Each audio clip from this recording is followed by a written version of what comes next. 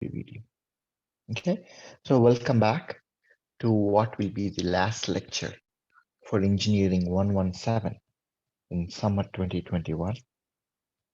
Now, the topic is Fourier series, and like in the past, I'm going to give you only hints, the big picture details that you want to have in your mind, the back of your mind, when you're actually working on Fourier series problems, just so you understand the purpose of what we are doing. Okay, so I'll give you some hints, and after that, I will talk about a couple of example problems. And then, if you have any questions from the homeworks, I will be glad to look at those. Okay, if not, we can finish there. Okay, by a show of hands, how many of you started looking at the Fourier series homeworks, problems? Sure, sure. A handful of you, quite a number of you, which is good, right? You already started looking at Fourier series. Okay. What do you think is the main uh, thrust? What is the real reason? What's the one big reason as to why we are interested in the Fourier series? Fourier series.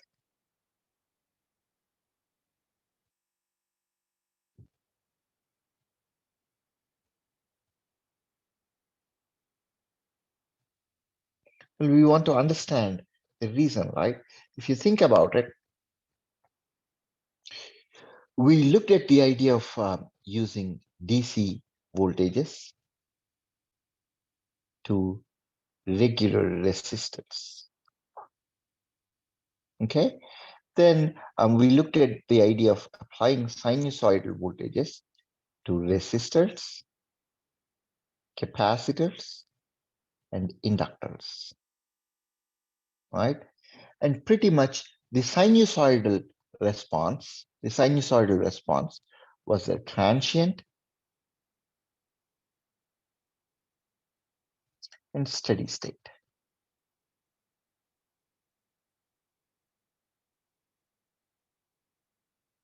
Right? And in order to understand this guy, the sinusoid response, we looked at the idea of frequency analysis, and then, of course, Laplace transforms.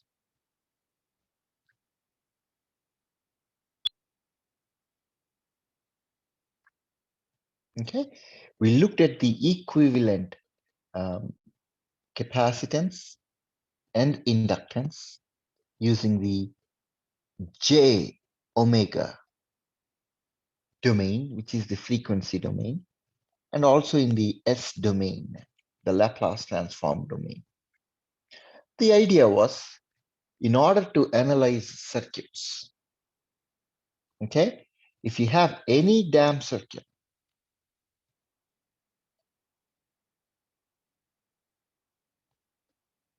does not matter, some black box circuit, okay, and you apply an input voltage that is sinusoidal, we are interested in calculating the output voltage, the output, right? We input, the output of t as a function of V input of t. In order to arrive at that, and V input of t was a sinusoid. Okay, it could be a cosine wave, it could be a sine wave, or any other sinusoidal input. Okay, so the idea was we picked up the tools necessary to understand a transient and steady state.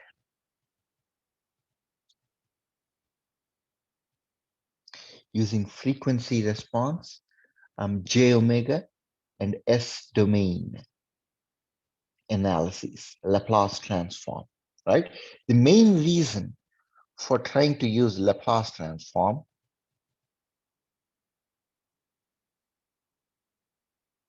was that it gave us a distinct advantage, right?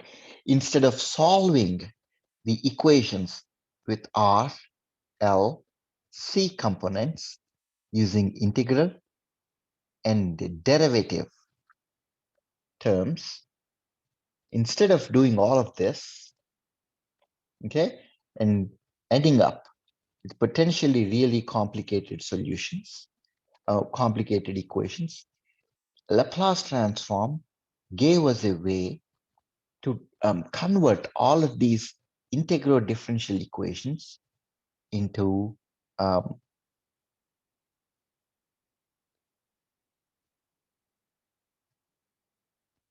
algebraic equations, right? Quadratic equations. So we don't have to deal with integrals and derivatives.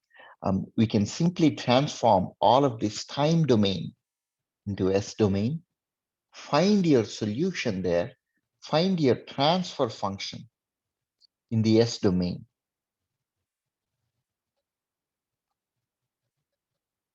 Okay, find your solution in the S domain.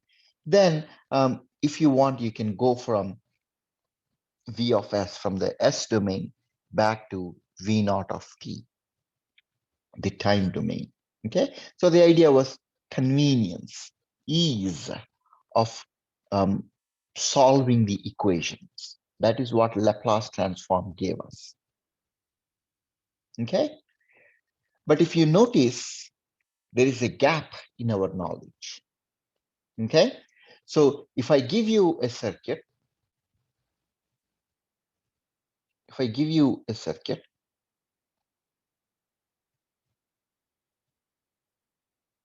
and ask you to analyze its response, what is the output? How does the output look like when the input is a constant DC value?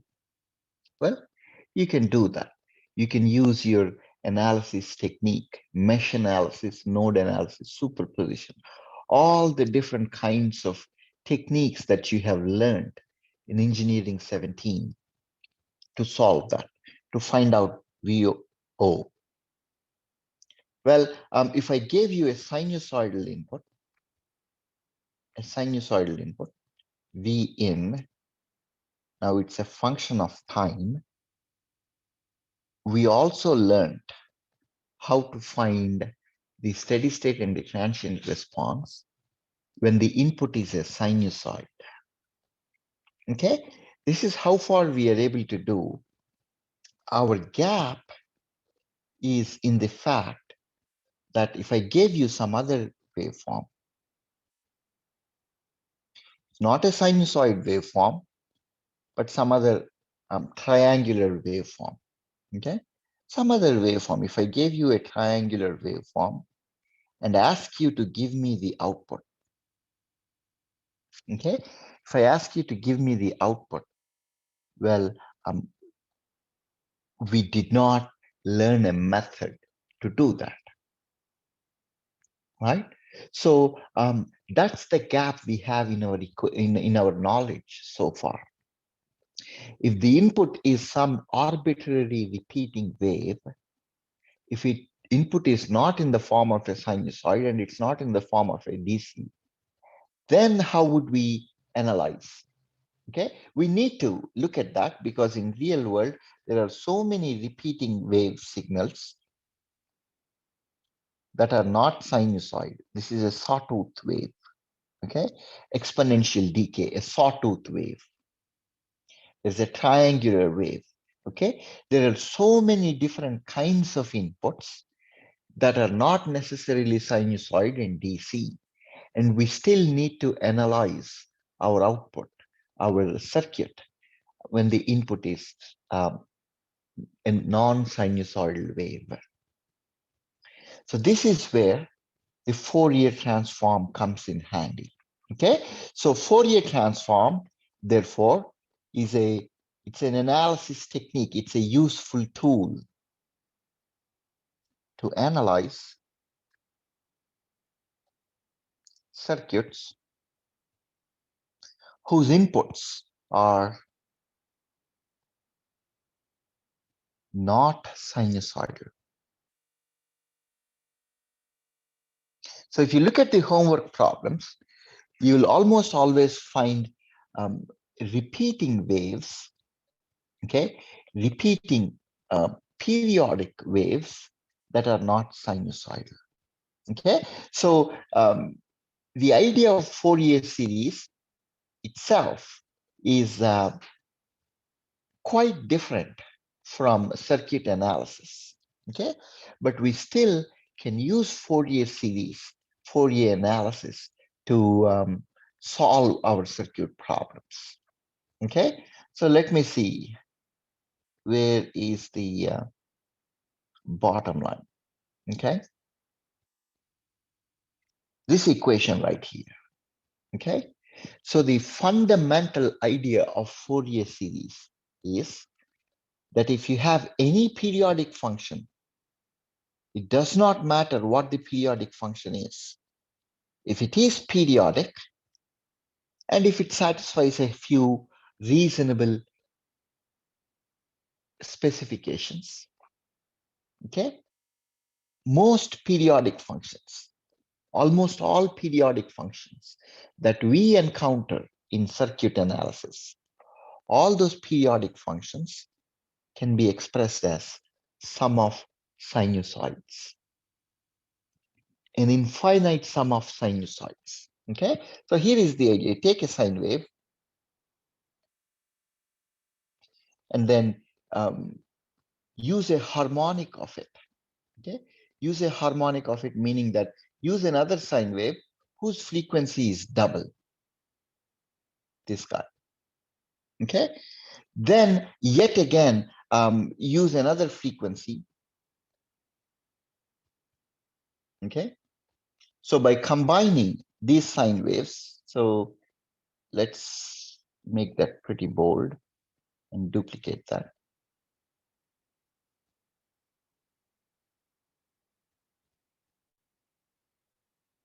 Okay, so if you have a sine wave, a sinusoidal wave to be more accurate, okay, if you have a sinusoid wave and you add the harmonics of it, okay, or in other words, multiples of its frequency in different magnitudes, okay, if the amplitude of this guy is A, the magnitude of the sinusoidal in the red wave is, I don't know, 1/2 of A, okay, and the magnitude of the smaller wave here is, this guy is 1/4 of A. I don't know, I'm just making up stuff, numbers here, okay? The idea is by taking a sine wave and doubling, tripling, quadrupling its frequency and adding percentages of it to its harmonics, okay, we can get any periodic wave, okay? Let me, without going into the details, here is the problem. Here is the example problem that Tetro talks about, okay? You're given a triangular wave, okay? And the problem is to find the Fourier coefficient for the average value and the Fourier series expansion, okay? Find the Fourier series for the repeating ramp signal, okay? So without getting into the details, the big picture of it says, when you are done with the problem, you're going to see something like this, okay? So the triangular wave right here, let me copy this. This triangular wave, okay, can be expressed. Okay, this triangular wave is the exact same thing as this sine of functions, okay, sinusoid. You see, there is a big sine cosine and there is a 1/2 cosine of double the frequency, right? And then there is a 1/3 cosine of triple the frequency. You see, that's exactly the sine wave that I drew earlier, right? Let me go back and copy this guy. Copy this and bring it over just so we understand, we keep things in perspective. Okay, right here.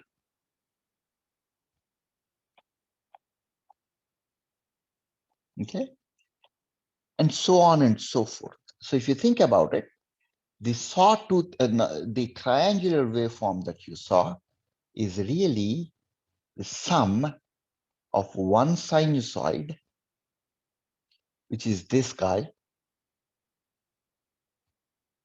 okay, plus another, plus a half of another sinusoid, okay, let's see, which is this guy, 1/2. Oops, I wanted to do,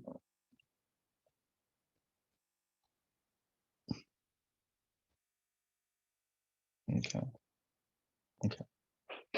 So 1/2 of a cosine wave, which is the red one, okay, and then a third of some other cosine wave, which is the smaller one. So the summation of a bunch of sinusoids with related frequency components can give you repeating waves, okay?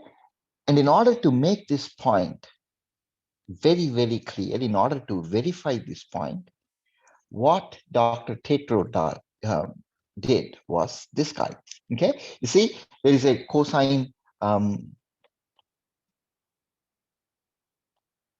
there's a cosine t, cosine 2t, cosine 3t, and so on. It's an infinite series, right? Each subsequent term has an increased frequency and a decreased amplitude. That's exactly what what I have drawn here. Okay, the big blue wave has a frequency of f. The red wave has a frequency of 2f, but with a lower amplitude, 1/2a, as opposed to a over here. Okay, similarly, the little blue wave, okay, the little blue wave has a frequency of 3 times f and an amplitude of 1/4a. And then this progression goes on. Okay, for this particular example problem, if you continue to add an infinite number of sine waves, sinusoidal waves, cosine waves in this amounts, then you will get a triangular wave. Okay, that's the beauty of Fourier series.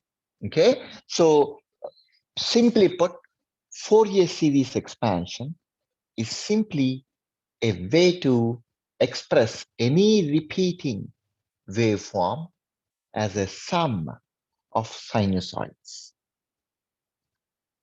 Does that make sense? Okay, so if you see any problem, you'll understand that the solution to that problem involves in finding the appropriate numbers here. So there is a, what is this number? This number is called the average. There is a sine term, there's a cosine term, and then a cosine expansion and a sine expansion.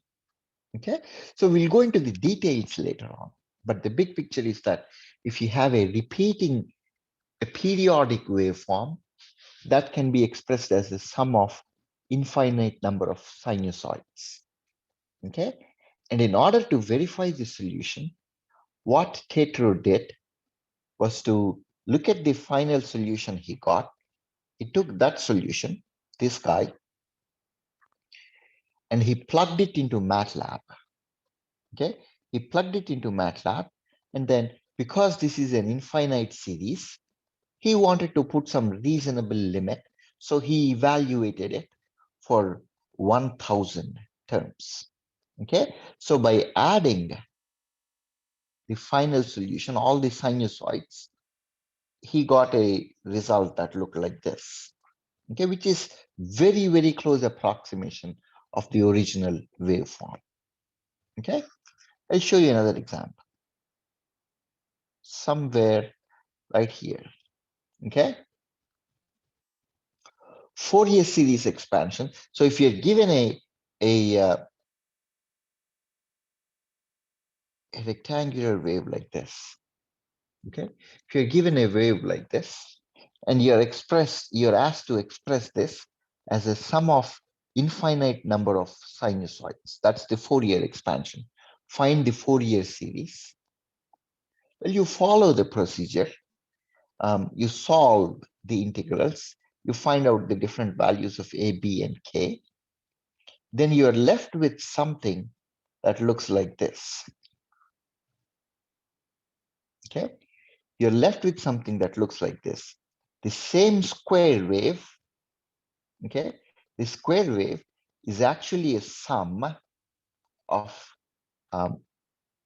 different cosines. Cosine 2 omega t, you see, there's a 1/3 cosine 3 omega t, you see, 2 pi t, 3 times 2 pi t, 5 times 2 pi t, so on and so forth. You get the idea, right? So any repeating waveform, here in this case, it's a rectangular waveform, can be expressed as a sum of bunch of different cosines, right? So that's the idea. 4 pi, you simplify it, you get sum of cos 2 pi t, cos 6 pi t, 1/3 cos 10 pi t, so on and so forth, right? So in order to verify that, he plugged it back into MATLAB with 100 terms of the Fourier series, okay, with 100 terms sinusoid waveforms, and he got a result that was reasonably close to the waveform that we were trying to approximate, right? We wanted to represent this waveform, right? We wanted to represent this waveform, right? So he did the problem, he did the analysis, and when he came to verify that, it turned out that the result that he got back was very close to the initial problem that he started with, which is a good thing, right? If you increase the number from 100 terms to 1000 terms, the accuracy increased. But if you reduce the number of terms, then you see this Fourier series expansion is really good, but not quite good. Okay. The more the number of terms you can put in here, if you go all the way up to infinity, then you'd get the exact same waveform that you wanted. But if you go only up to 100, it'll be a reasonable approximation. But if you go only so far as 10 terms, then it'll be a crude approximation. But undeniable is the fact that if you add up a number of sinusoids with this frequency and in this ratio, then you would get a square wave. Okay, that's the heart of Fourier series. Questions, please. Questions. What questions do you have?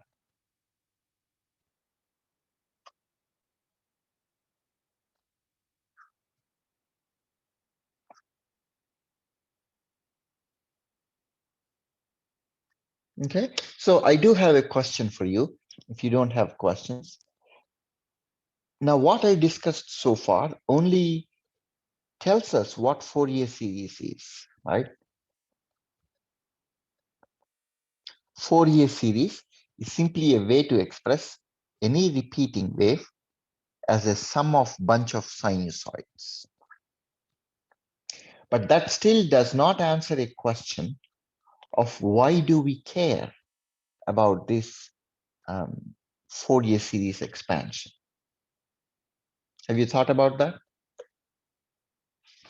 Take a minute to think about it. Why do we care about Fourier series? Why are we interested in Fourier series?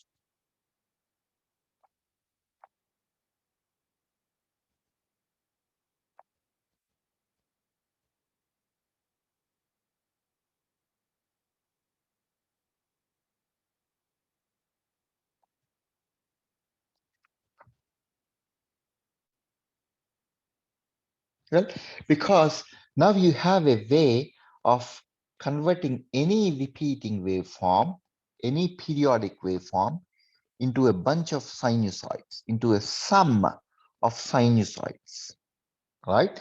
So earlier, I pointed out a gap in our knowledge, which was that if I have a circuit and the input is not sinusoid, rather, if the input was this guy,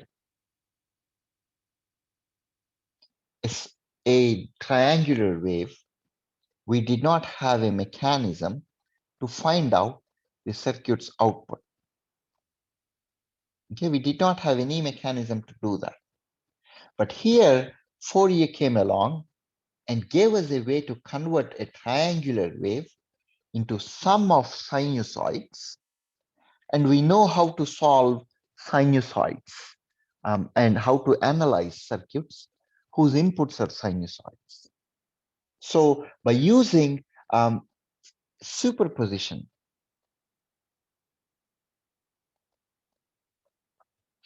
we can convert, we can analyze the response of the circuit to the individual components of this summation of the sinusoid.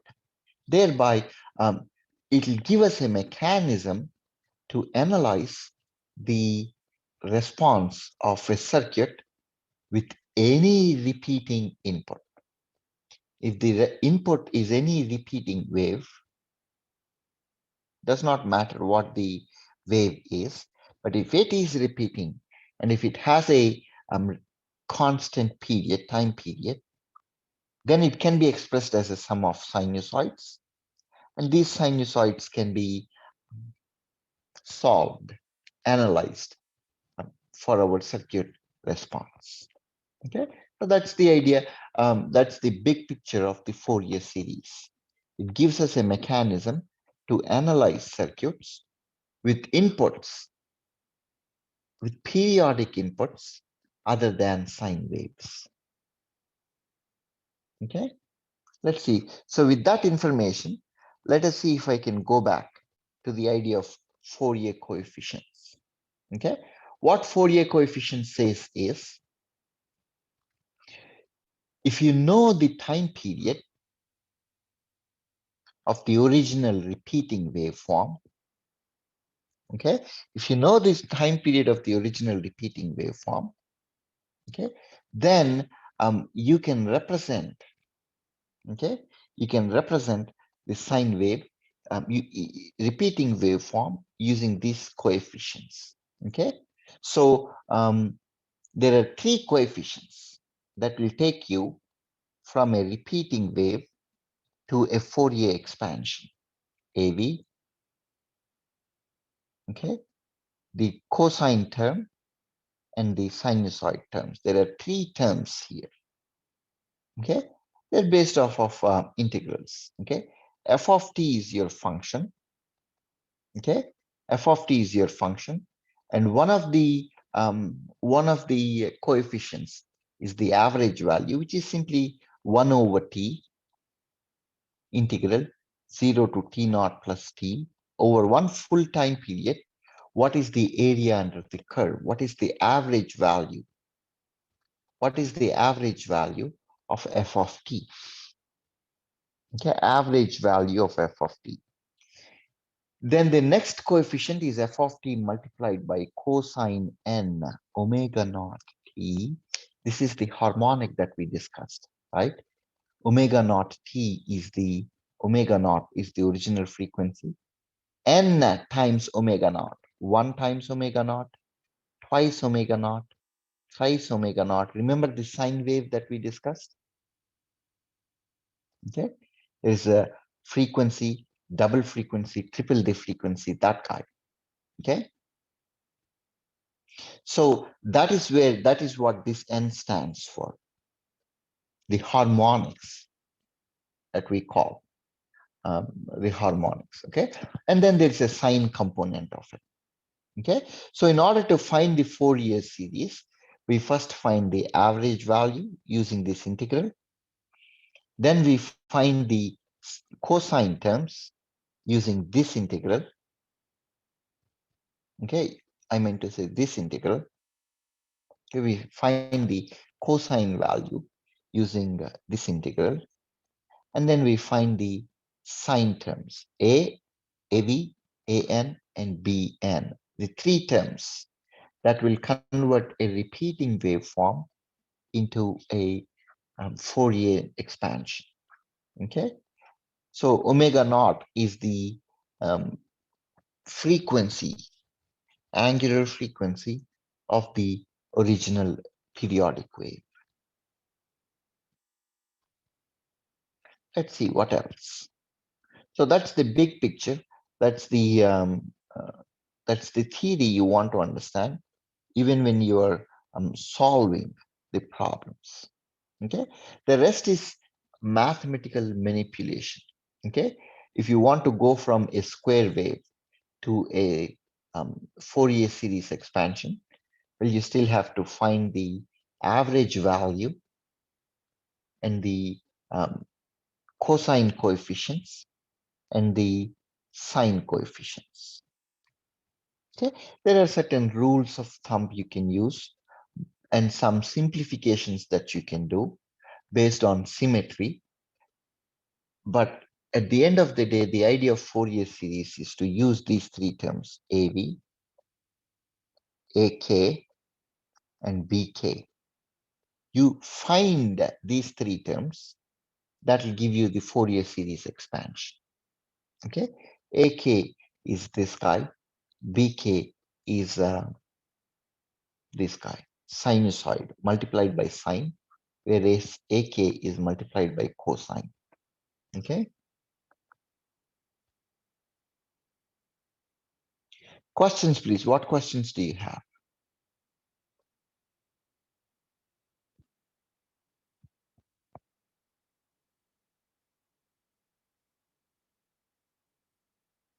Okay. Maybe this will become a bit more clear if I work on some example problems. Okay. So Professor Tetro talks about how to use symmetry to your advantage. Okay. If you have a even function, how are you going to use it? To do only half of the integral. Okay. If you have an odd function,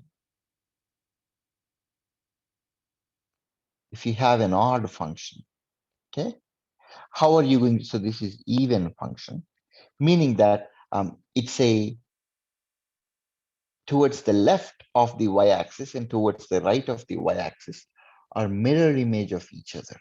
That's an even function. Odd function is where the right of y-axis is the inverse of the left of y-axis. Okay, they're in opposite quadrants. They're not in adjacent quadrants, but they're in opposite quadrants. Okay, so that's the idea. And then there is some half wave symmetry. What happens if you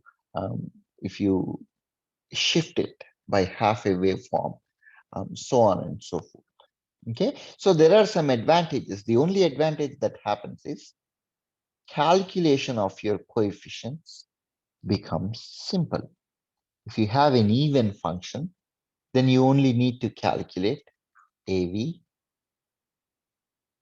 and AN or AK.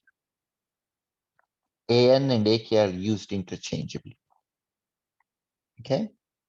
For an even function, BK is 0. Similarly, for an odd function, so there are some advantages that you can accrue. Okay, for an odd function, what happens is it simplifies your solution, because if you have an odd function on hand, your AV is 0, your AN, which is the same as AK, that's 0. You only need to do the math for one of the coefficients. Okay, so those kinds of observations that can reduce the amount of math. Okay, but still the exact same idea, Fourier series expansion. You have to find three terms: AV, AN, and BN. Okay, the original definition is, again, the original definition of Fourier series are given here. Okay, AV is an integral of 1 over t, integral 0 to t naught to t naught plus t, f of t dt. Okay, that's the function we are trying to write the Fourier series for. Then there is an, which is f of t multiplied by cosine n omega t. And there is bn, which is f of t multiplied by sine omega t. And so finding a Fourier series is simply finding these three integrals. Okay, that's the idea of Fourier series.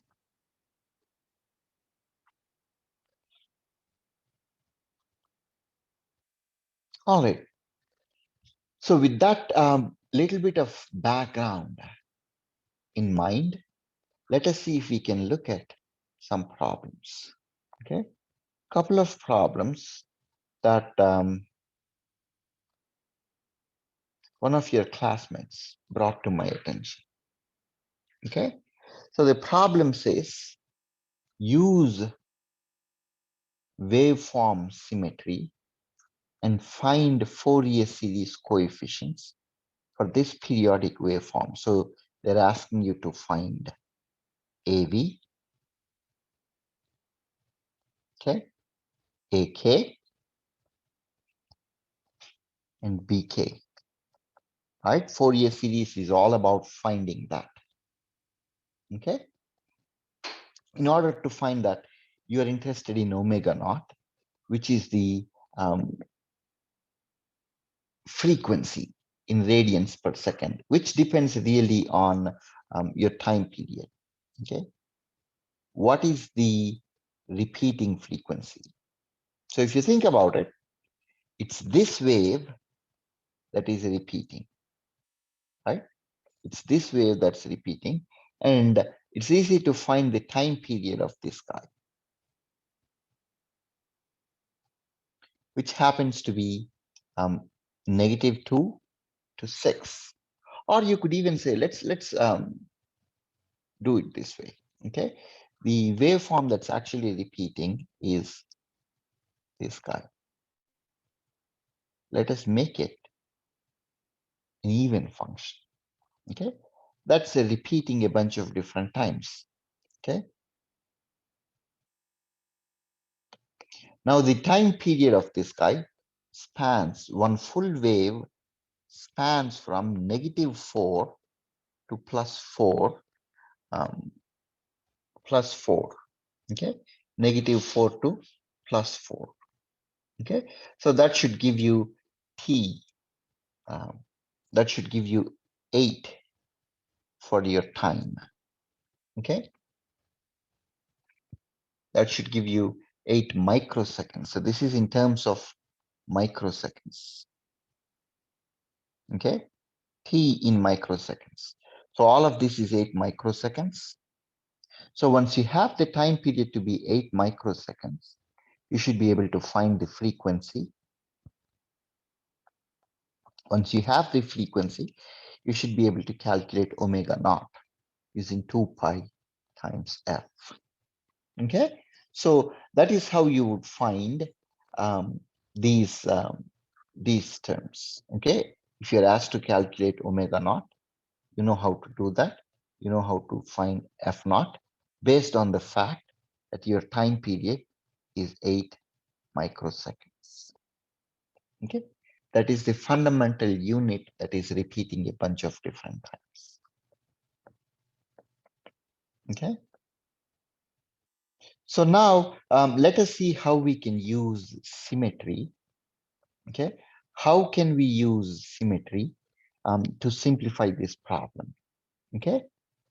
We notice that this is an even function.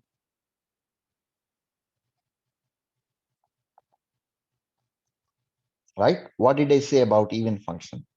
Stuff towards the right hand side of this y-axis is the mirror image of the stuff towards the left hand side. Okay, right hand side is the mirror image of right hand side, left hand side. Okay, RHS and LHS, left hand side. You get the idea, right? So if you have a cosine wave where there's a mirror image along the y-axis, okay, then you have an even function. The definition is f of negative t is f of t. Okay, so you can clearly verify that function, the value at 2 and the value at negative 2 are equal. That's an even function. Okay, the same goes for any number of values. So it's an even function. Let me pick one more value. Let's see, the value at positive 1, the value at negative 1, they're the same. It's an even function. The value at positive 4, the value at negative 4 are the same, 0.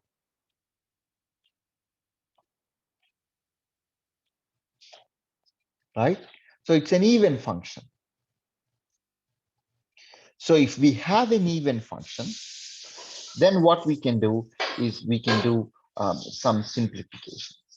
Okay, so let's go back to the lecture notes and go back to that part of the lecture slides where it talks about even functions.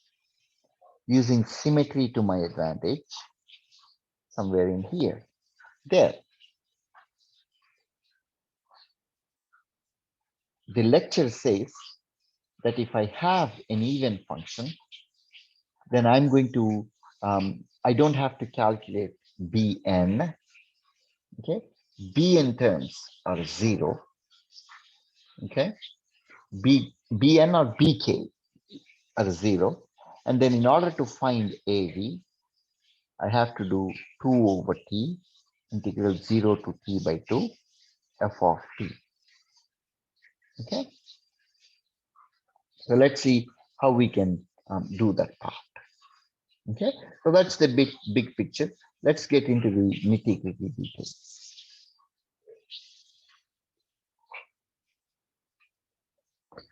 Everybody with me so far?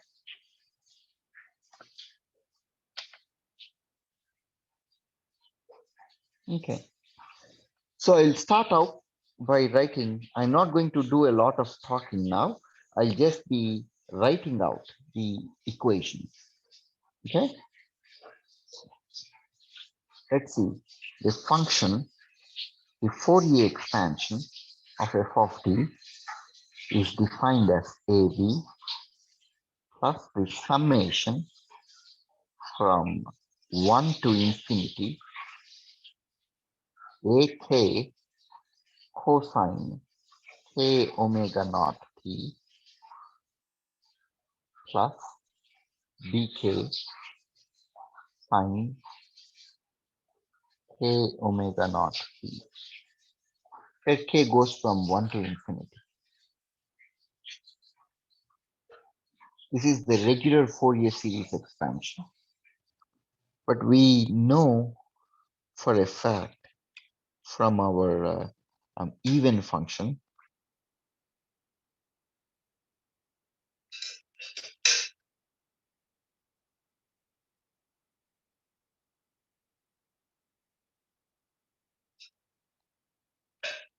bk equals to 0. So all of that term goes to 0. Now we just need to find AB and AK. AV we can find by doing 2 over t integral 0 to t over 2 v of t dt. Okay, v of t is the function. Okay, the function which is this guy. If you think about it, I can write out the function. It's this guy, right? So let me clean this up.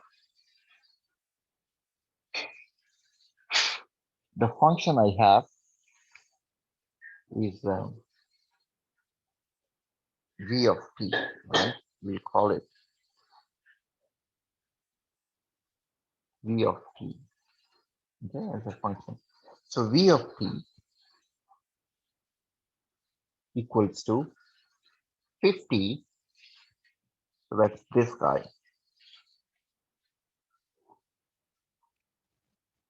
When t is between -1 and 1, okay? 50 for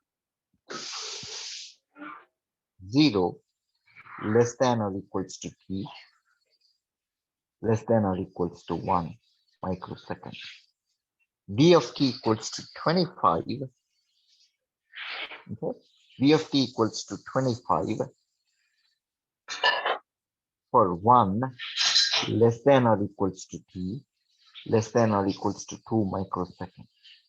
Okay, and then V of t equals to 0.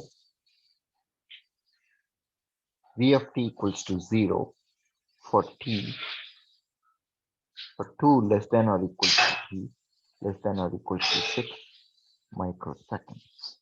Okay, so that's the expression for this function. Okay, that's the expression for the function. So from here we should be able to calculate AV. AV is 2 over t integral 0 to t over 2 v of t dt. Okay, v of t dt. That's exactly what we have here. 2 over t by 2 integral v of t dt. Okay, so when you plug in this expression,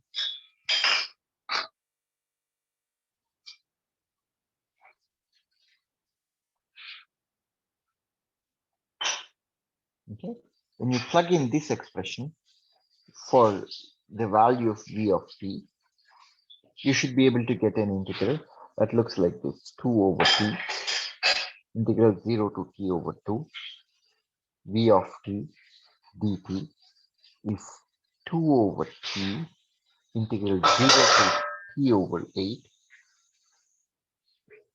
okay, 50 dt plus 2 over t integral t over 8 to t over 4, 25 dt, right? 0 to t over 8. Think about it.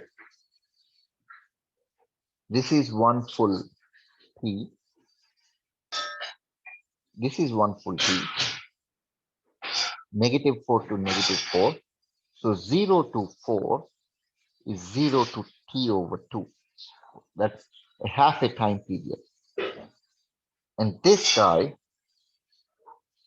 is t over 8, t over 4, right? A fourth of a time period. And this guy is an eighth of a time period. So from 0 to an eighth of a time period, from 0 to 8th of a time period, you have a value of 50.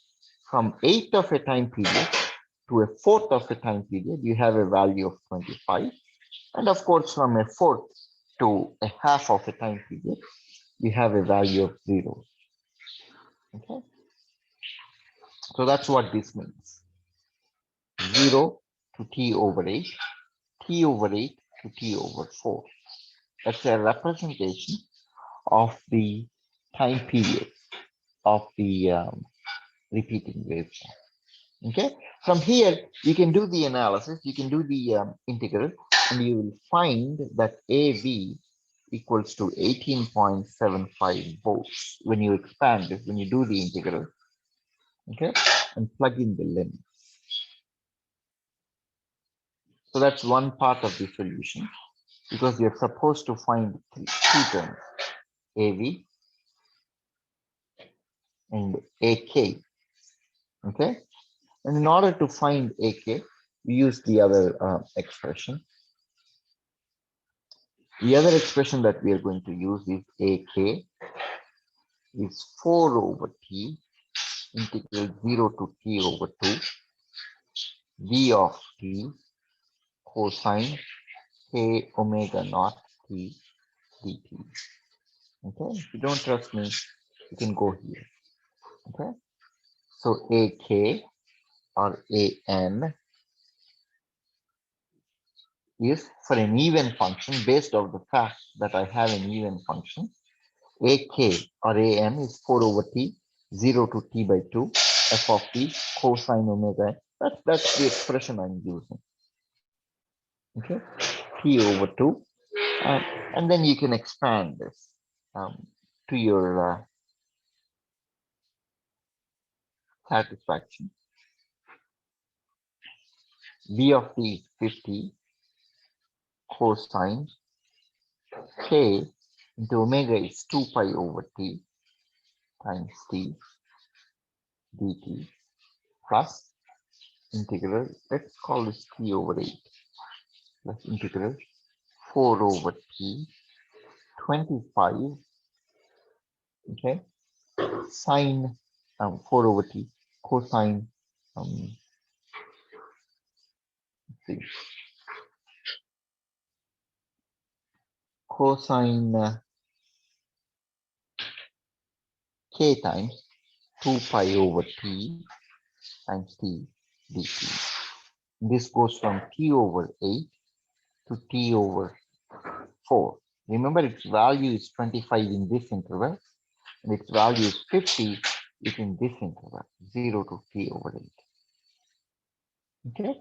Now it's a matter of using the relationship cosine of AT is dt is 1 over A sine AT. Okay.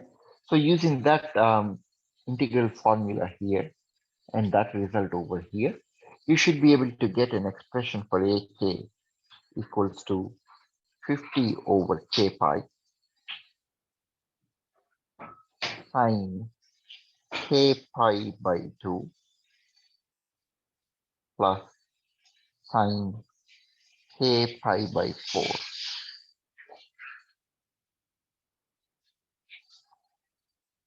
Okay, so that would be your value for AK.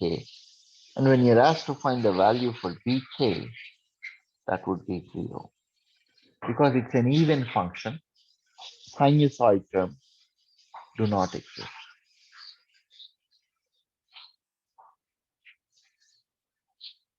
Questions, please.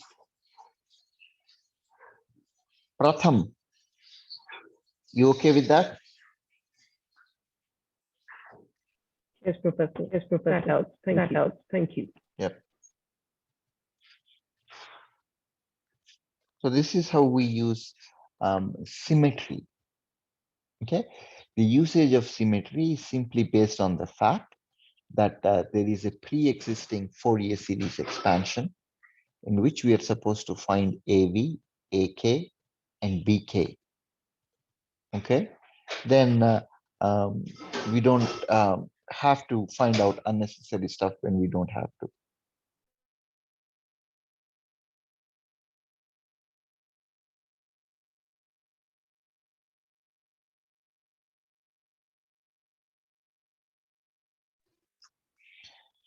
Questions, please. Questions.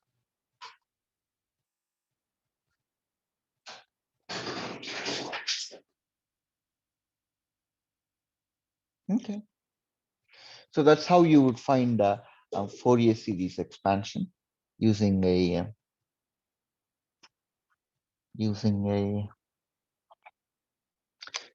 symmetry to your advantage. What else? There's a problem here that I think we already solved this problem. Um, we answered that question over email. Okay. So what other questions do you have? Do you have any questions? Those of you who looked at the Fourier series, if you have questions in the Fourier chapter 16, you should feel welcome to ask them now. If not, I'm going to go back to one of the problems here, a high pass filter. Okay, I'll go back to this high pass filter problem. Okay, but I'll give you guys a minute to think about if you have any problems that you want to look at.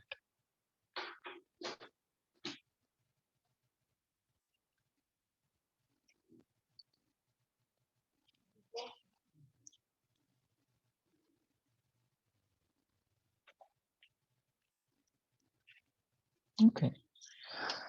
All right. So let's see if we can solve this problem really quickly. The idea is it all comes down to using the node equation there. As I mentioned earlier, when you see an op-amp, you instinctively you want to develop your instincts to the point where you want to use KCL at that node. So the current flowing in this direction plus the current flowing in this direction should sum to 0. Okay. So Vn is the voltage at that node minus Vi is the input voltage divided by resistance plus 1 over Sc. That's the impedance in the left branch plus Vn minus V output over by the resistance. Both of these should sum to 0, right? So the current in this branch is this guy, okay? The current in this guy is given by the impedance here, the voltage difference, Vn minus Vi over the impedance in that branch is R plus 1 over Sc. Okay, some of those two should give you an expression of the value of 0 using KCL.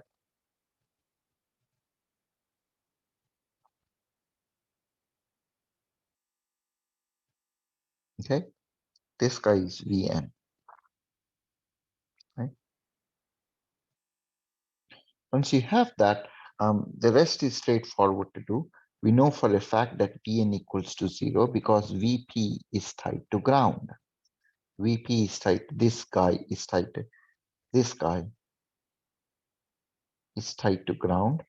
So because of virtual short, Vn equals to 0. So you can find out, you can see that by using this equation and by writing Vn equals to 0, we can get a V out of S by V in of S, which is termed to be H of S to be negative R2 over R1 times S by S plus 1 over R1 times C.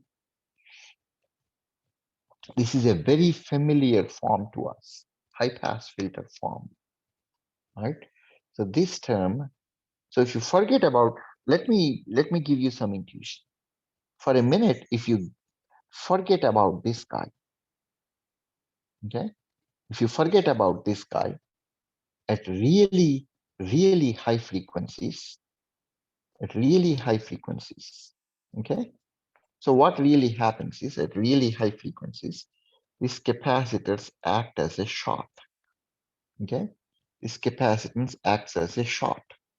So what you have here is a negative feedback configuration involving resistors R1 and R2, and the capacitance is completely out of the picture. So if you remember your engineering 17, if you have a negative amplifier, an inverting amplifier, R2 over R1 is the gain, okay? And that's exactly what is happening here at really high frequencies. But at lower frequencies, the effect of this S is still palpable. Okay, that's the That's the transfer function. Okay. So what you're asked to find out is the input to this high pass filter is given to be something. Okay. And the op amp terminal voltage, the nominal power supplies are given to be 20, negative 20. For the steady state condition, letting the output voltage magnitude be negative, find the output voltage when the input frequency omega equals to omega c. Okay, what happens when omega equals to omega c? Or in other words, what you simply have to do is to first calculate, okay, omega c. Omega c is 1 over R1 of c. That's from the analysis of the high pass filter. Okay, omega c is 1 over R1 of c, and it will come out to be some 8007.79 radians per second pi. Okay, radians per second. Okay, and you plug in a value of so you can find the value for this guy. If you term this to be k is negative R2 over R1, or depending on what you consider to be k, it could be positive or negative R2 over R1, which is simply for the values given, you get a value of 0063. Okay, so now what you have is h of s is 8, negative 8.0063 times s by s plus this RC value. Okay, when you convert it into hertz, it comes out to be 25,157.23 hertz. Okay, so plug in s equals to j omega. Okay, and you have negative 8.0063 times j omega by j omega plus 25,157.23. Okay, so this is your h of j omega, your transfer function. Okay, if that's your transfer function, let's see. Let me add a page here. So h of j omega equals to negative 8.0063 j omega by j omega plus omega c. This guy is omega c, right?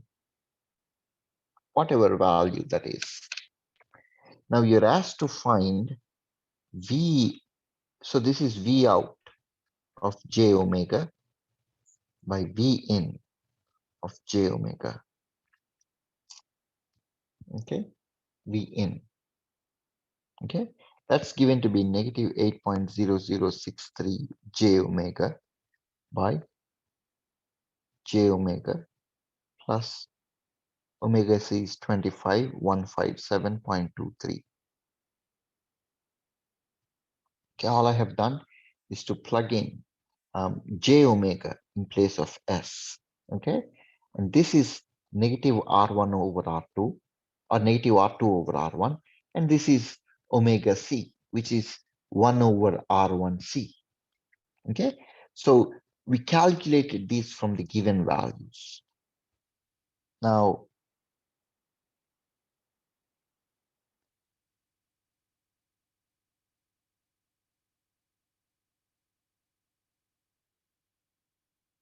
okay, so now I have v of j omega at omega equals to omega c. We are asked to calculate that. So you can simply take that to the other side and do the multiplication.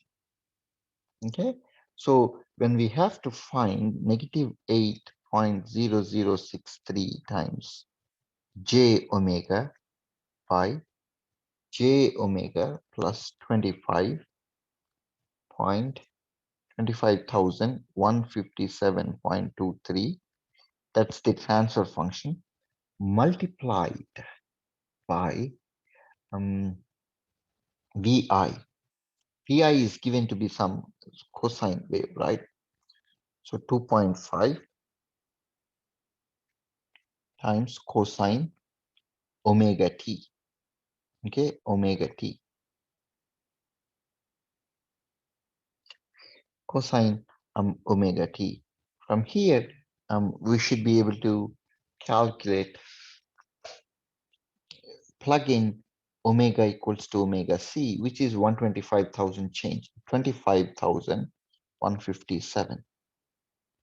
Okay, once you plug that in, you should be able to see an expression. Okay, 2.5. Okay, you should see a value of 2.5 angle 0 for v1 of t. That will turn out to be 2.5 angle 0 for that frequency. Okay, your cosine wave is going to come out to be 2.5 angle 0, because all of this turns out to be 1. Okay, because 25157 is really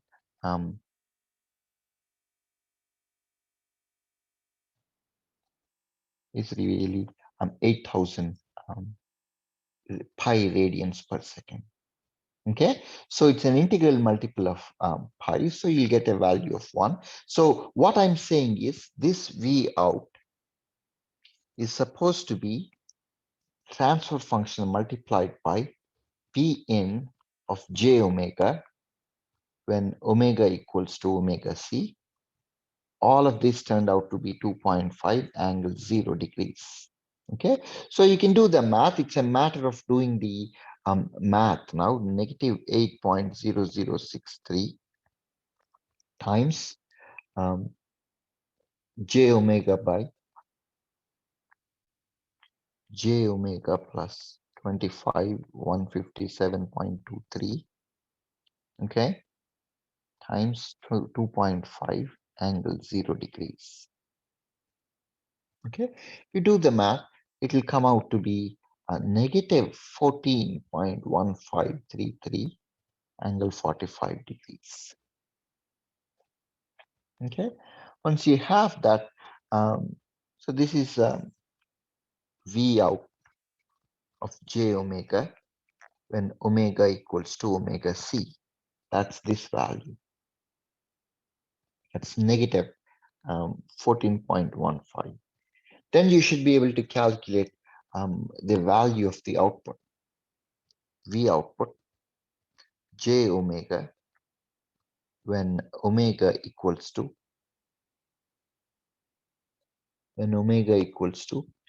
0.125 omega c.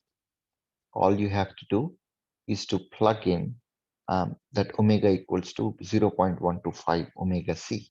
Okay, so negative 8.0063 times j omega, I'm going to plug in a value of 0.125 omega c by j omega, I'm going to plug in j times 0.125 omega c plus this guy is omega c. Okay, so you can do the math, you'll get something that looks like this. V output of j omega when omega equals to 0.125 omega c comes out to be negative 8.0063 times 0.124 angle 82.87. Okay, so you do the math, it will come out into is of course this VI term, right? There's 2.5 angle 0 degrees. So let's not forget that. So negative 2.4827 angle 82.87 is the value of V0 at omega equals to 0.125 omega c. Okay. Similarly, we can do this guy as well. Let's see. We can find the value of VO. So for C, you're supposed to find VO when omega equals to 8 omega C. Okay, 8 times omega C. So you plug it back into the VO for J omega equals to 8 omega C. Okay, when you want to plug in omega equals to omega C or 8 times omega C, all you have to do is to go back to the transfer function 0063 J 8 omega C. Remember, it was omega C, omega is 8 omega C, and then there is J 8 omega C plus omega C. Okay, times, let's not forget the angle here, to the VI here, 0 degrees. So all I'm doing is VO equals to H of S times V of I, VI. So this guy is VI, this guy is H of S. Okay, once we do that, you'll see that V output for J omega, for omega equals to 8 times of omega C, that is, its value comes out to be negative 19.861 angle 7.13 degrees. Okay, so let's put these three results in perspective.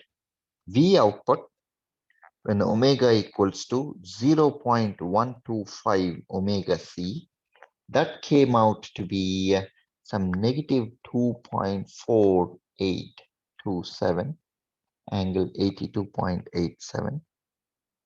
Okay, and V output when omega equals to omega C is actually, it turned out to be negative 14 point, negative 14 point, let's see, negative 14.1533 angle 45 degrees. Okay, so this proves it's a high pass filter. If you think about it, when you go to higher frequencies, 8 times the cutoff frequency, you have a really large output value. Okay, when you go 8 times below, okay, when you go 8 times below the cutoff frequency, when your omega is only 0.25, 0.125, an eighth of your omega C, you have a really small number, negative 2.48, as opposed to negative 19. Okay, so you get the idea. There is a high pass filter action. Does that make sense?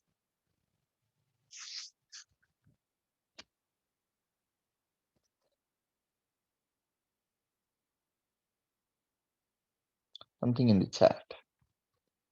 How did we get 2527 to be angle 0, 25127? Right? Let's see.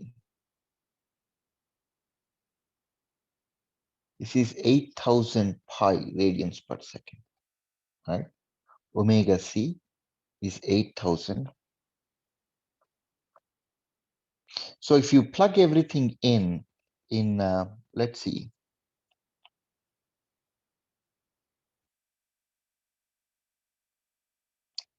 add a page.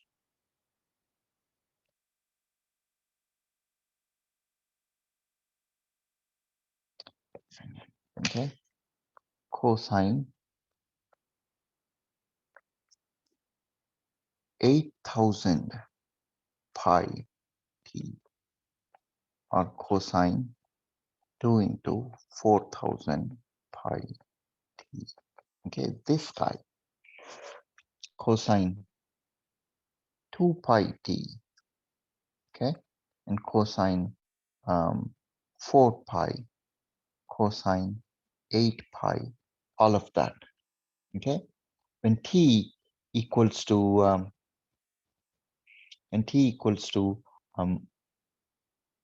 omega equals to omega c, right? When omega equals to omega c, cosine 2 pi omega c. Okay, when you plug that in, omega c equals to 8,000 pi. Okay, you'll get all multiples of cosine 2 pi.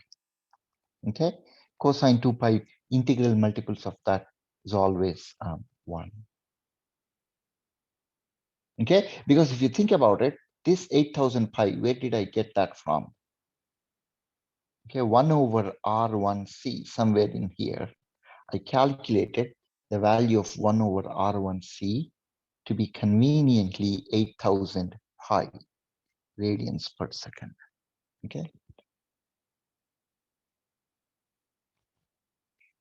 so when we plug that in, we get all integral multiples of 2 cosine 2 pi.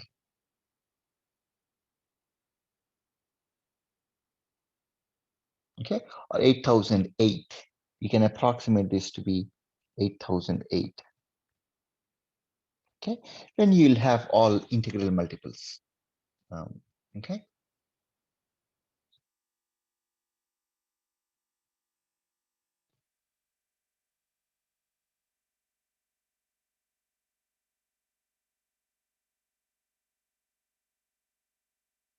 Okay.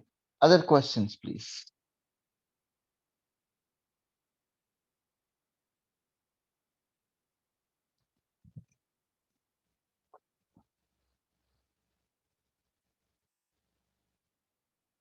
Okay. All right. Now, so that will be a good point to stop. What we will do is to, so this will be the last class. If you have questions, you're welcome to send me an email. I will try to get back to you as soon as I can.